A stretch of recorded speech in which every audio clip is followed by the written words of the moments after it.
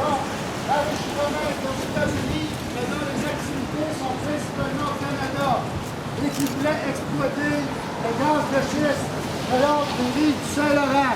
Parce que le gouvernement du Québec interdit l'exploration des gaz de schiste actuellement le long du Saint-Laurent, cette entreprise-là, honteusement, tente de nous poursuivre pour obtenir nos sous.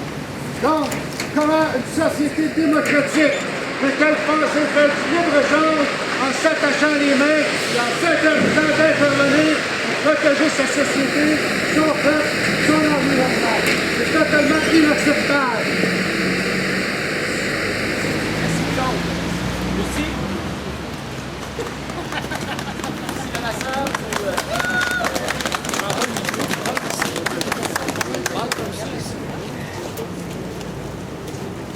Approchez-vous tout le monde, j'ai du cas, vous allez voir, on est ici aujourd'hui pour demander au gouvernement du Québec, dans l'accord de libre-échange avec l'Europe, d'exclure nos marchés publics. Les membres de la CRP sont inquiets et en colère. On est en train de négocier un accord derrière les portes closes. Sans nous consulter. Nous savons très bien que les grandes multinationales européennes essaient de mettre main basse sur nos marchés publics et que le Québec en paierait le prix, un prix très cher. Les organisations internationales du commerce font la promotion du libéralisme économique qui comporte plusieurs failles. Nous croyons que le traité en voie d'être signé par le Canada pour le Québec nuirait à notre développement social et économique. Comme l'a rappelé la semaine dernière notre président national du SFP, M. Paul Moïse, et je cite, « L'Union européenne exige des modifications à notre gestion des brevets. Ces modifications pourraient faire exploser les prix des médicaments d'ordonnance de plus de je ne sais combien de milliards de dollars, pas des millions, des milliards de dollars. Cette seule raison suffit à mettre la hache dans cet accord de l'AECG. Cet accord ne justifie pas non plus qu'on saborde notre système de santé publique. Nos soins de santé, ça nous appartient.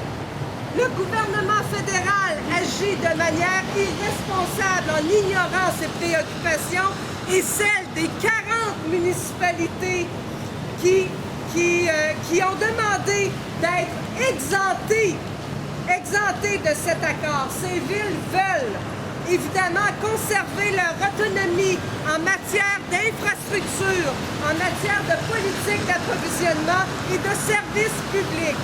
On retrouve parmi ces villes Toronto, Montréal, Victoria et Hamilton. Est-ce que le gouvernement du Québec veut vraiment s'associer et être complice du gouvernement Harper dans ce dossier?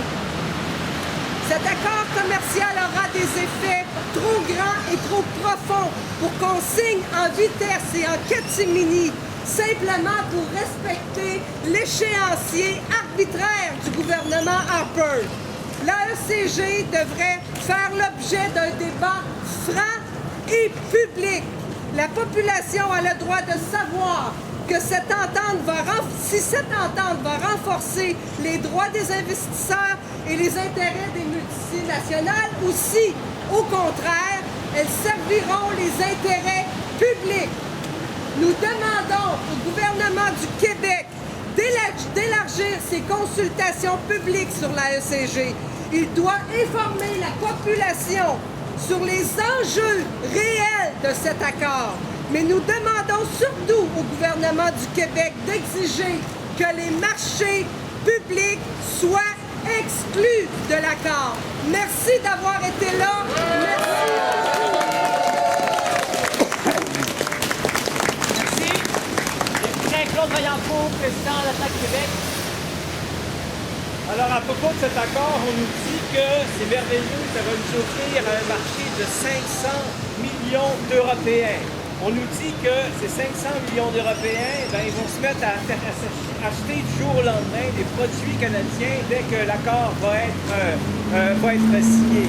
Eh bien, ce marché de 500 millions, il est déjà ouvert et accessible aux entrepreneurs canadiens. C'est très important de le savoir. Il est déjà accessible parce que les droits de douane entre le Canada et l'Europe sont réduits à presque rien. Alors la question qu'on peut se poser, si ce marché est accessible, pourquoi on fait un accord? C'est important de comprendre qui va faire cet accord-là. Cet accord est négocié en Europe par la Commission européenne. Mais la Commission européenne, c'est une instance non démocratique.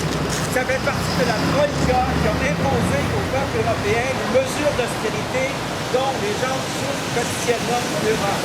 Alors, la Commission européenne, elle est à Bruxelles et autour de Bruxelles, il y a toutes les grandes entreprises qui font leur lobbying sur la Commission européenne. Ça veut dire que c'est une instance qui est là pour satisfaire les intérêts des grandes entreprises. Les intérêts des entreprises, qu'est-ce qu'elles veulent ici? Eh bien, elles veulent justement avoir accès à nos marchés publics. C'est très clair. Pourquoi? Parce que les entreprises européennes qui ont accès aux marchés publics sont souvent d'anciens services publics privatisés qui se cherchent des nouveaux marchés. Donc ça, c'est important à comprendre. Et aussi, ce qu'ils veulent, c'est pouvoir intervenir sur nos réglementations avec cette fameuse copie du chapitre 11 de l'AENA qu'on va retrouver dans ce marché. Pourquoi le gouvernement canadien accepte ça? C'est un accord qui n'est vraiment pas satisfaisant, qui n'est vraiment pas bon pour nous. Pourquoi on accepte ça? Parce qu'on s'imagine que ça va attirer des investisseurs européens. Pourquoi? Pour relancer quelque chose comme le plan Nord. Pour pouvoir exporter, par exemple, du pétrole, des sables bitumineux. Donc, il y a quand même un lien entre cette idée d'attirer des investissements, mais à quel prix? Pour l'exportation de ressources naturelles qui ne créent pas d'emplois, dont les prix vont fluctuer, et qui est quelque chose quand même qui est, je disais, qui n'est pas idéal pour la création d'emplois. Donc, je pense que ce qu'il faut demander à notre gouvernement et au Parti québécois, c'est qu'ils rendent public cet accord-là, qu'ils le soumettent au peuple québécois, qui va décider finalement si on accepte ça. Il faut absolument qu'il y ait un réel débat public sur cet accord qui n'existe pas présentement. Il faut le demander et à ce moment-là, nous pourrons juger de cet accord, probablement pour une famille qui n'est pas très bon pour nous. Merci beaucoup.